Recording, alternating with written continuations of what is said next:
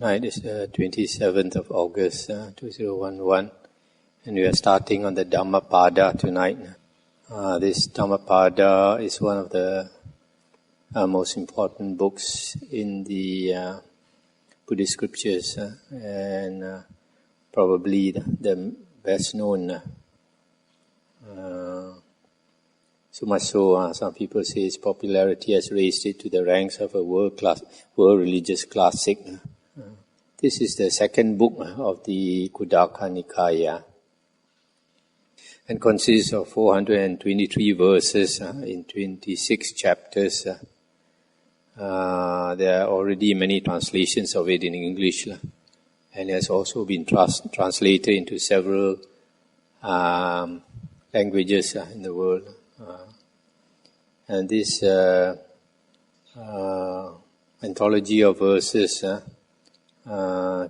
contains a compendium of the Buddha's teachings comprising all the essential principles elaborated in the Pali Canon, including ethics, practice, wisdom, etc. So let's go into the first chapter. Okay, in the first chapter, chapter 1 is Yamaka Vaga, chapter on the pairs of verses. The first verse, number 1. Mind precedes all states, all mental states, all states. Mind is their chief. They are all mind-made. If, with an impure mind, a person speaks or acts, suffering follows him like the wheel that follows the foot of the ox. Mind precedes all mental states. Mind is their chief. They are all mind-made. If, with a pure mind, a person speaks or acts, happiness follows him like his never-departing shadow. These two verses are often quoted. It says, all mental states are preceded by mind. Just like, although it says Dhamma, although it says mental states, we must understand physical states. Although we differentiate between mental states and physical states, they have one thing in common, is that both are also consciousness, because the physical states are defined by these four elements, earth, water, fire, wind. The characteristics of hardness represents earth. Water is liquid, which has a property of cohering together, so liquids. And then third, earth, water, fire is a heat element, or the lack of it. Wind or air is the motion element. So these four things, we analyze it, they are perceptions of movement, perceptions of heat and all that. So actually it's a type of consciousness. So whether it's a mental state or physical state, you can say it's all preceded by mind. For example, if you want to move our hand, the mind must have the intention to move before you can move your hand. So we can see clearly that all mental states are preceded by mind, but we don't see so clearly that physical states are preceded by mind. But we know, like in this world, if people's minds are corrupt, if people do a lot of evil deeds, then the world can change. We went through the sutta on the beginnings of the world in the Digha Nikaya, and you saw or you heard how the world changed according to, as people's greed increased, the conditions in the world became worse, and sickness also multiplied. When greed, hatred and delusion increases or multiplies, then the world conditions deteriorate. So, like sometimes people's karma is very bad, then you might have drought, no rain, or sometimes you might have cyclone, hurricane and all that. So because of people's wrong actions, unskillful actions.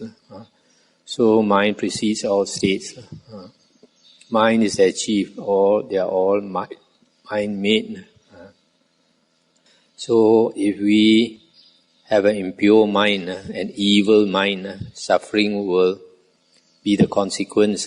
But if we have a pure mind, or when we say pure or good mind, in Buddhism it means we benefit people rather than harm people.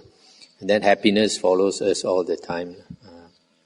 Number 3, he abused me, he struck me, he overpowered me, he robbed me.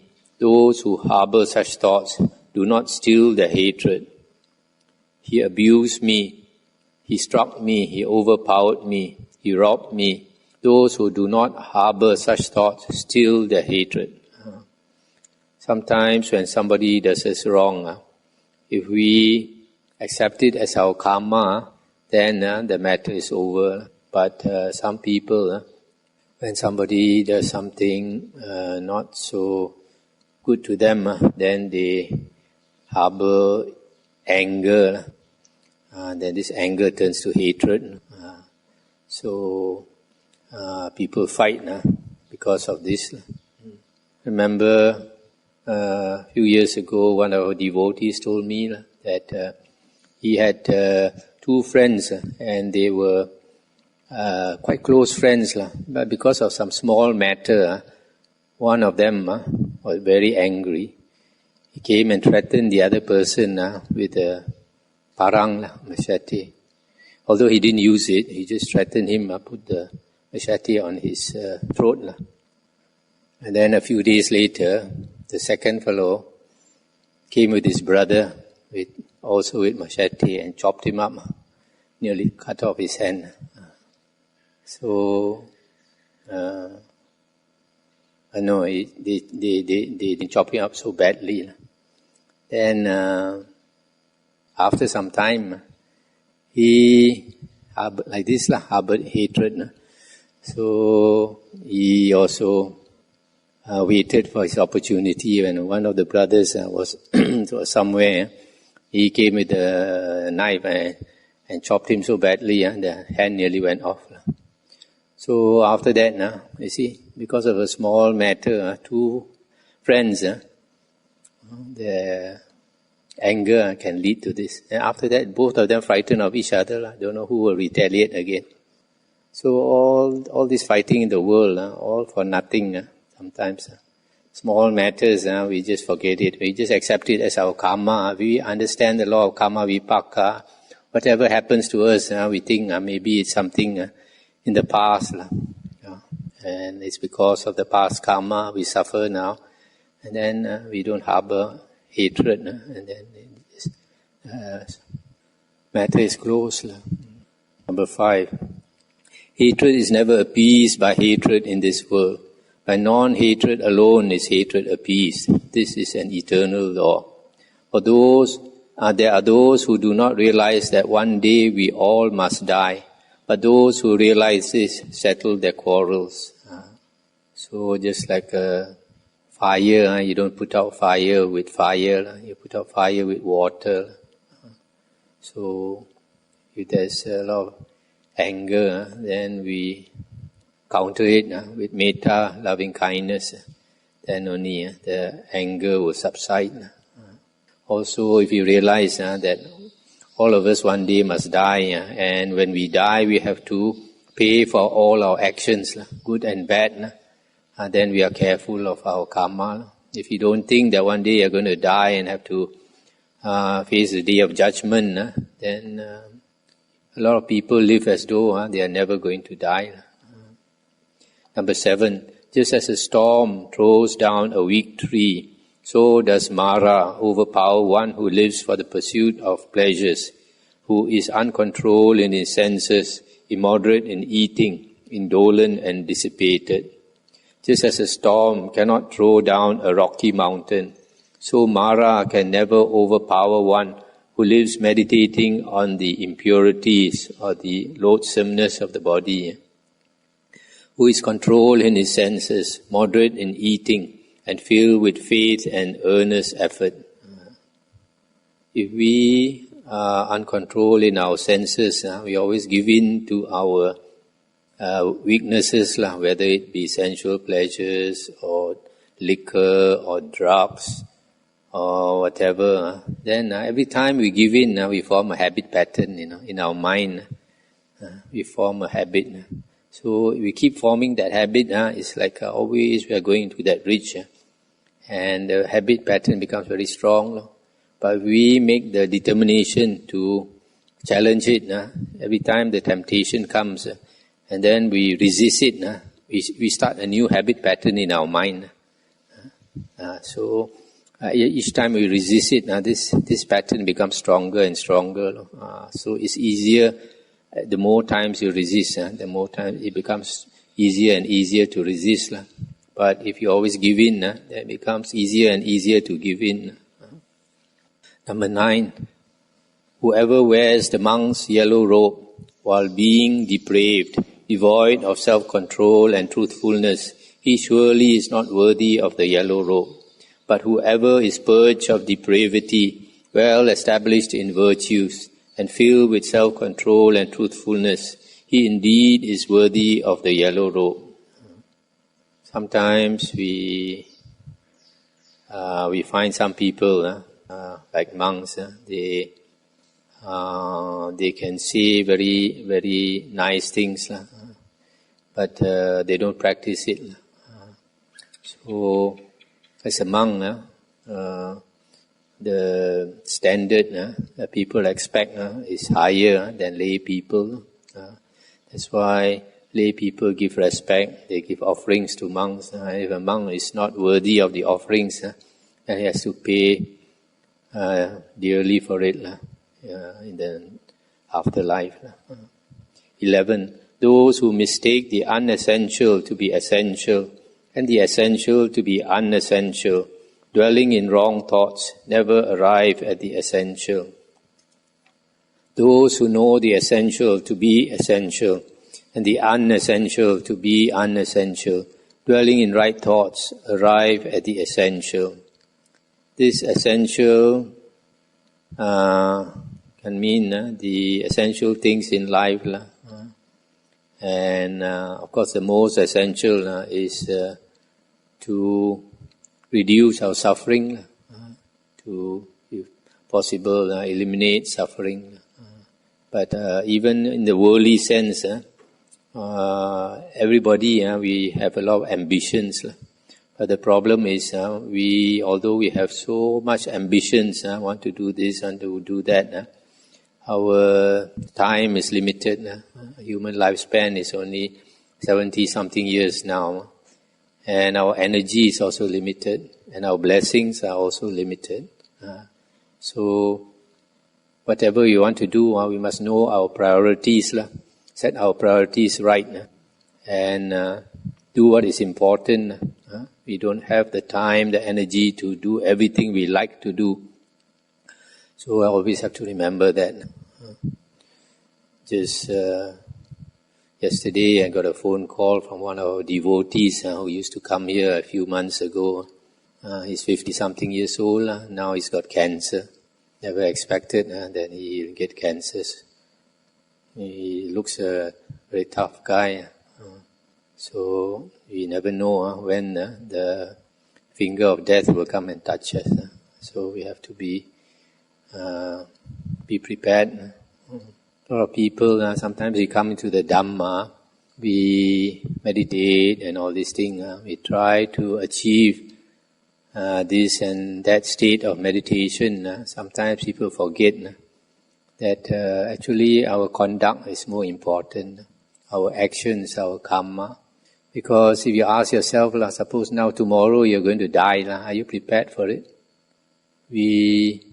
If your karma is good, your blessings are enough, then even if death comes tomorrow, you're happy to go because you know you're going to a good place. So when we come to the Dhamma, the most important is to change our skillful karma into skillful karma. Eliminate our bad habits, our unwholesome actions, our unwholesome thoughts and all that, and change for a better, so that anytime we die, we know that we are going to a good place. Some people, they strive very hard, either in meditation or in chanting the Buddha's name or in practice of mantras and all this, but sometimes they forget that the karma is very important. A few years ago, I went to Telok Intan to give a Dhamma talk. And those devotees asked me, there was this old lady who just died a few days ago. And they said she had been chanting the Buddha's name for 30 over years. Just a few days before she passed away, she started crying. The whole day crying. They asked her why. He said, who took away all my clothes? I have no clothes to wear. So she saw herself naked. But everybody saw that she was not naked. So it shows, although she has been practicing Buddhism, but she is not practicing the right way. So she only chant the Buddha's name, but never practice Sila, which is extremely important. The most important are two things, right view and Sila. Sila is our conduct, to practice wholesome actions rather than unwholesome, not to harm others. And then right view is to understand the working of karma, and if possible, Aryan right view, understand the Four Noble Truths, which you can only get by listening to the earlier suttas. And also like generosity, also important. These are basic things that a Buddhist should practice, and not aim for higher things without practicing the basic things. After you have practiced the basic things, you have your foundation in dana, in sila, in right view, then you can practice other things. So if not, when death comes, you are not prepared. Number 13, just as the rain breaks through an ill-thatched house, even so passion penetrates an undeveloped mind. 14, just as the rain does not break through a well-thatched house, even so passion never penetrates a well-developed mind.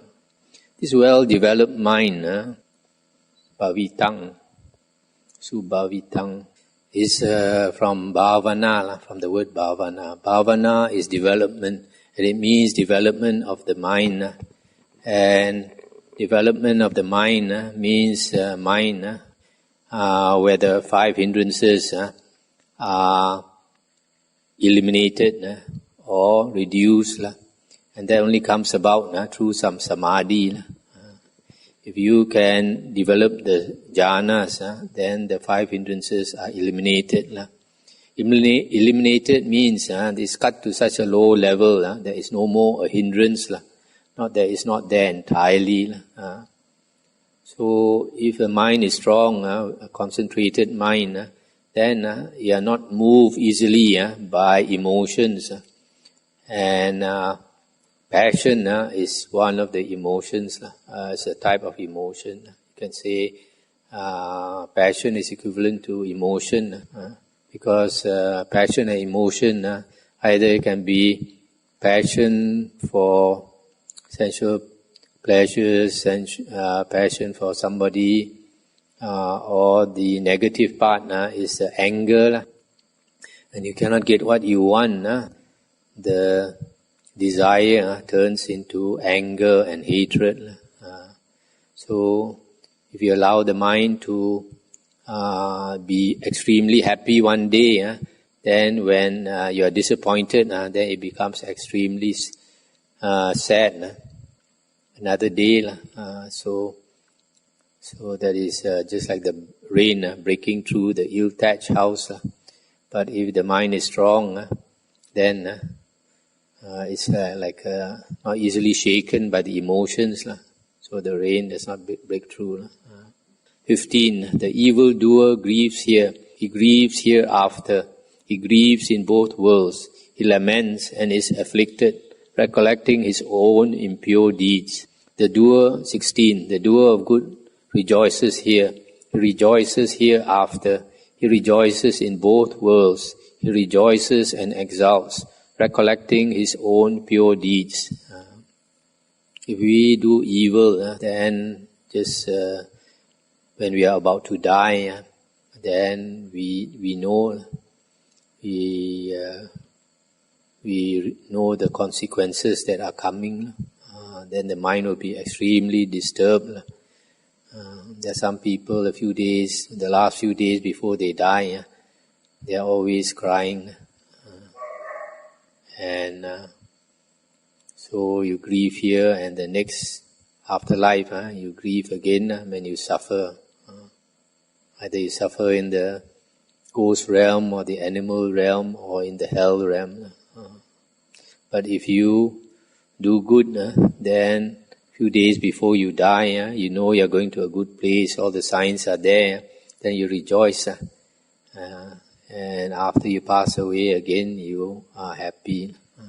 17. The evildoer suffers here, he suffers hereafter, he suffers in both worlds. The thought, evil have I done, torments him, and he suffers even more when gone to realms of woe. 18. The doer of good delights here, he delights hereafter, he delights in both worlds. The thought, good have I done, delights him, and he delights even more when gone to realms of bliss. So if we do evil, although sometimes when we do evil, we have a lawyer in our mind giving us all kinds of excuses why we should do it. But later, our conscience will tell us if we have done wrong, and remorse will torment us if we remember that we have done evil, harm somebody, harm some being, then you suffer here and hereafter. 19. Although he recites many sacred texts, if he does not act accordingly, that heedless man is like a cowherd who only counts the cattle of others. He does not partake of the blessings of a holy life. 20. Although he recites few sacred texts, if he puts the Dhamma into practice, forsaking lust, hatred and delusion, with true wisdom and emancipated mind, clinging to nothing in this or any other world, he indeed partakes of the blessings of a holy life. So being able to chant, all that are not so important. What is important is for a monk, is to cut our greed, hatred and delusion. Not only monk, even lay people. And to let go, not to cling to all the things in the world that give us happiness. We must accept it, that we have to let go of everything very soon. So the sooner we get used to it, the better. So we finish one chapter. Let's go to the next one. Chapter 2, Appamada Vaga, heedfulness. 21. Heedfulness is the path to the deathless. Heedlessness is the path to death. The heedful do not die. The heedless are already dead. 22. Clearly understanding this excellence of heedfulness, the wise exult therein and enjoy the resort of the noble ones. So, heedfulness is diligence in the practice of the holy life. And if we practice well, we reach the deathless state, so we do not die.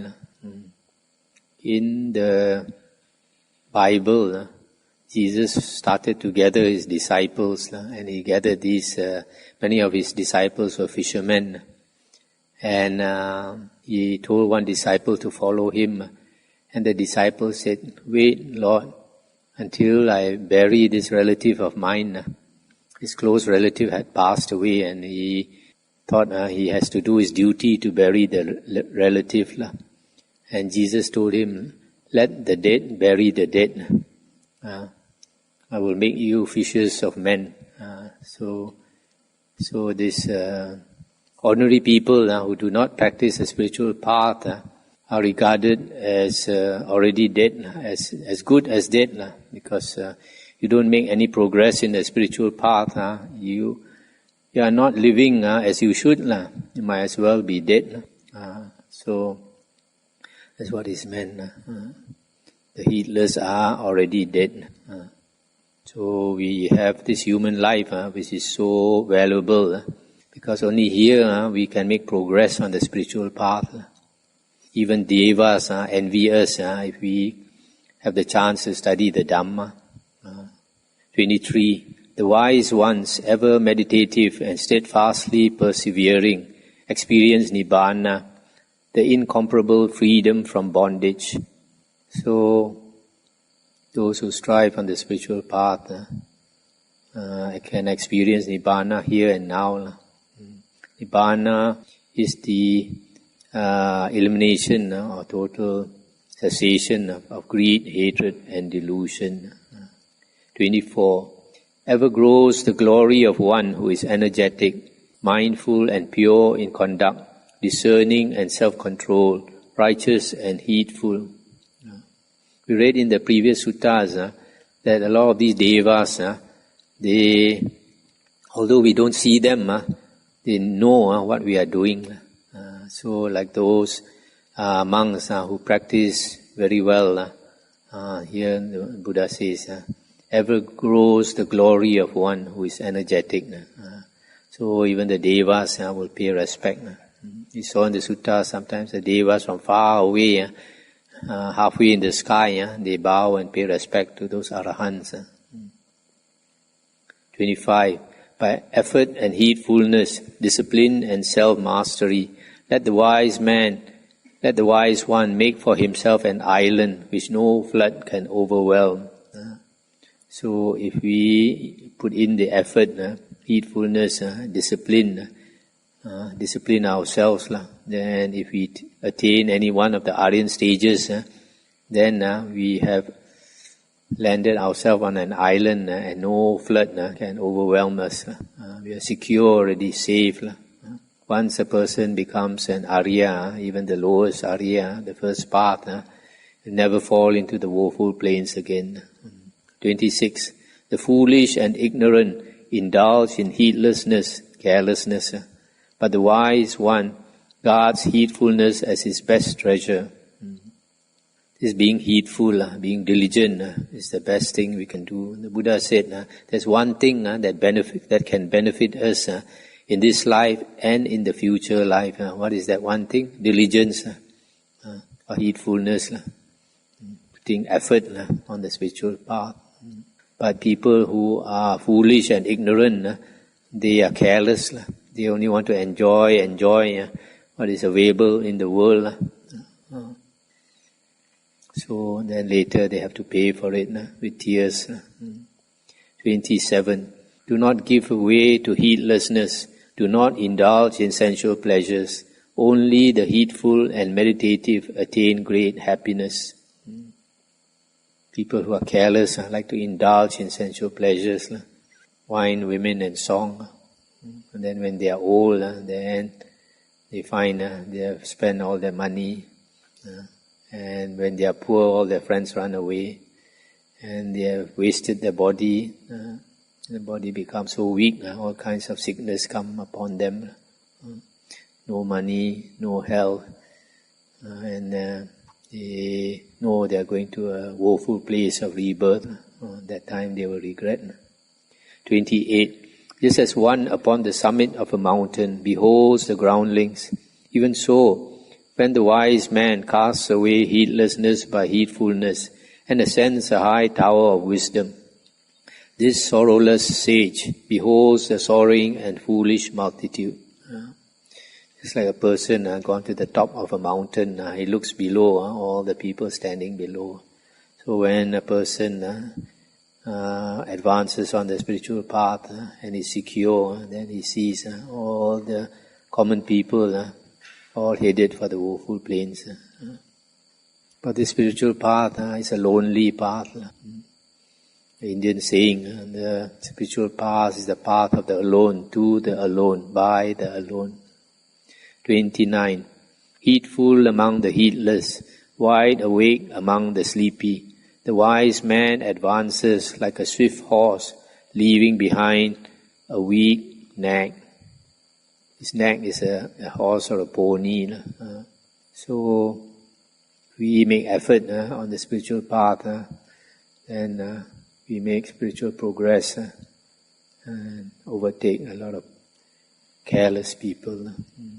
Number 30. By heedfulness did Indra become the overlord of the gods. Heedfulness is ever praised and heedlessness ever despised. This Indra, Magava, must be Sakadeva Raja. In the Sutta Samyutta Nikaya, it is said that Sakadeva Raja, he did a lot of good deeds while in the human realm to benefit people. He built roads, bridges to benefit a lot of people and other good deeds. So he was born as a Sakadeva Raja. 31. The monk who delights in heedfulness and looks with fear at heedlessness advances like fire, burning all fetters, subtle and coarse. So a monk, if he makes a lot of effort, then he destroys all the fetters, all the defilements like fire. 32.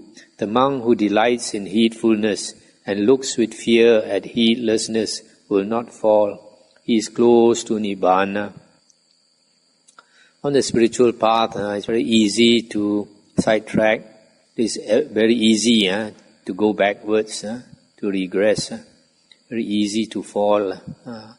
But if we are careful and we are always remembering impermanence and remembering that the woeful plains are always waiting for us until we have attained Aryahood, then we should strive until we attain at least a stage of Aryahood. Then we are secure, so we won't fall.